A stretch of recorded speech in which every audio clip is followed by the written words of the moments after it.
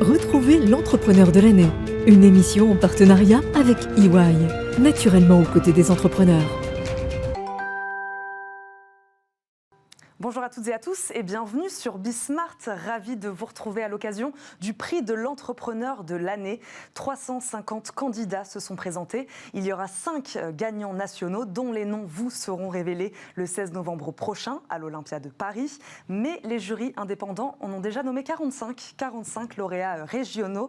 Nicolas Sordet, associé cofondateur d'Afiren, lauréat de la start-up de l'année région Auvergne-Rhône-Alpes, est avec nous. Bonjour. Bonjour. Merci d'être avec nous aujourd'hui et félicitations. Merci beaucoup. Bravo. Merci au jury également de nous avoir primés cette année. Bravo pour ce prix.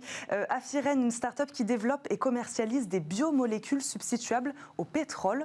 Comment ça marche? Expliquez-nous. Alors, on a créé une technologie qui nous permet effectivement de convertir tout ce qui est végétal pour faire ces molécules qui sont normalement faites à base de pétrole et qui sont des ingrédients en fait, qu'on utilise dans notre vie quotidienne, que ce soit en nourriture humaine pour des arômes, en nourriture animale, que ce soit dans la cosmétique, pour les vernis à ongles. Enfin, il y a une multitude d'applications.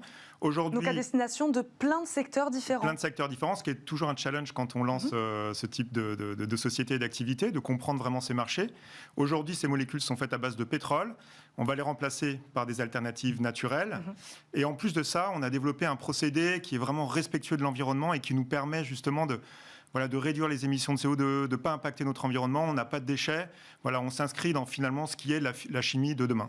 Quelle est votre particularité, vous diriez, celle qui vous différencie peut-être de vos concurrents, C'est cette capacité à prendre en compte la demande de ses clients, ces contraintes environnementales, comment est-ce qu'on fait pour ne pas polluer en fait et s'affranchir de tout ça, et puis également d'être compétitif, que ce soit en termes de qualité ou en termes de prix. Et quand on met tout ça tout ensemble, c'est très difficile et c'est un challenge particulier et on est en train de transformer notre technologie et de la faire passer à l'échelle industrielle avec la construction d'une première usine. Afiren, vous faites déjà un petit nom, on vous connaît quand même, nous ici chez Bismart. Pourquoi vous avez candidaté à ce prix ? Je pense que c'est un driver fort pour une équipe. C'est une reconnaissance de tout le travail qui a été accompli. Ça fait plus de 10 ans qu'on est sur ce projet. Voilà, l'entrepreneuriat et travailler dans une start-up, c'est un travail d'équipe. Ça se fait grâce à l'équipe, à son engagement. Donc voilà, c'était un moyen d'avoir une reconnaissance sur tout ce travail-là. Et puis c'est aussi une belle image de marque. On a beaucoup d'embauches, on grossit, et donc c'est aussi une possibilité pour faire travailler et faire grossir, j'allais dire, la marque Afiren. Faire grossir la marque Afiren. Quel défi, alors selon vous attend sur le secteur de la réutilisation des déchets donc ?